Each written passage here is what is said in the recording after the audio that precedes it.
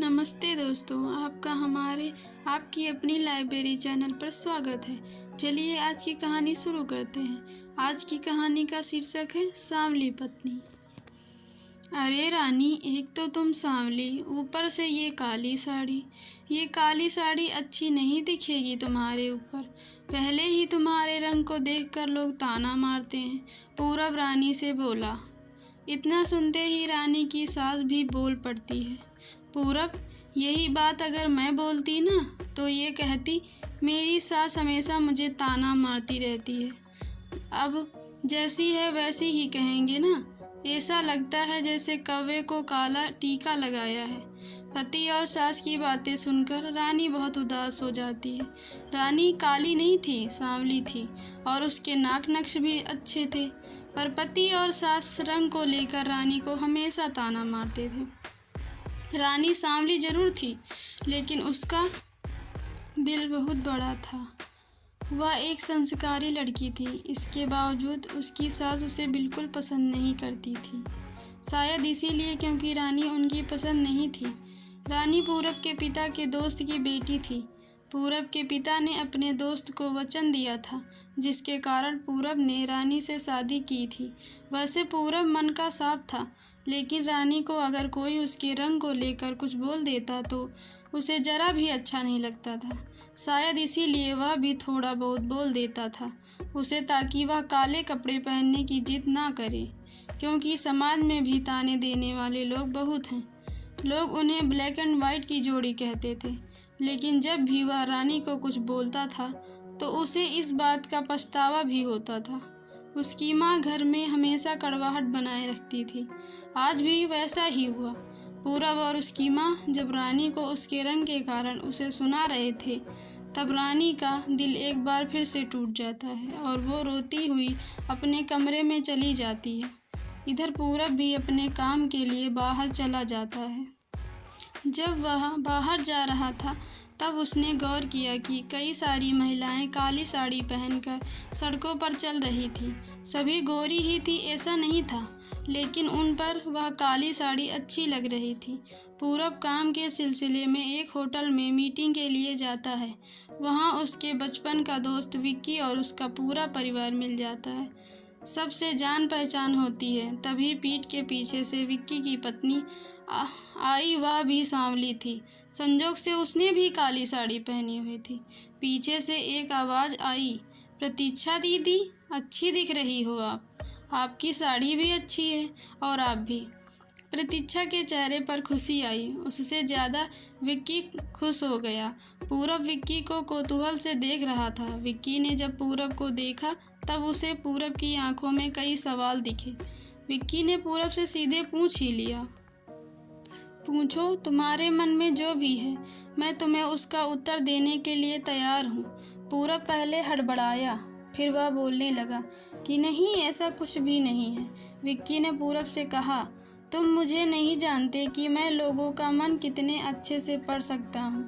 तुम तो मेरे बचपन के दोस्त हो। तुम्हारे मन की बात भला मुझसे कैसे छुपी रह सकती है।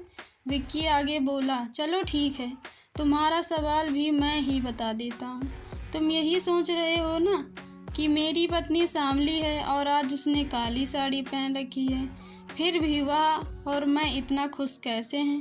पूरब सब कुछ शांति से सुन रहा था और कुछ भी बोल नहीं पा रहा था। विक्की बोला, काला रंग ऐसा रंग है जिसमें दुनिया का कोई भी रंग मिला दो वह कभी नहीं बदलता, यानी कि किसी और रंग की संगत में वह अपना अस्तित्व कभी नहीं बदलता। इसी प्रकार प्रतीक्षा भी दिल से एकदम वैसी ही है। मायने ये नहीं रखता कि उसका रंग कैसा है, बल्कि मायने ये रखता है कि उसका दिल कैसा है। और प्रतीक्षा का दिल बहुत ही अच्छा है।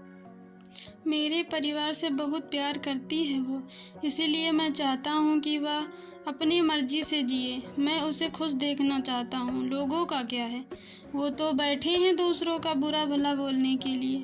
ताना मारने वाले मारते रहें, हमें हमेशा खुश रहना चाहिए और मैं वही करता रहा हूँ। विक्की पूरब को समझाते हुए कहा, पता है आज सुबह वो मुझसे पूछी मैं कैसी दिख रही हूँ। तब मैंने उससे कहा बहुत अच्छी लग रही हो। ऐसा बोलने पर उसके चेहरे पर स्माइल आ गई, जिसे देखकर मुझे सकारात्मक ऊर्जा मिली। घर से बाहर निकलते तो सभी बोलने लगे कि अच्छी लग रही हो भाभी।